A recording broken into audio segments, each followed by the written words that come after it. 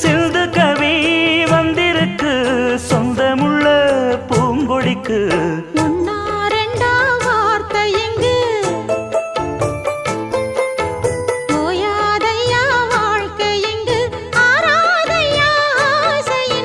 பாட்டுக்குள்ளே பாட்டிருக்கு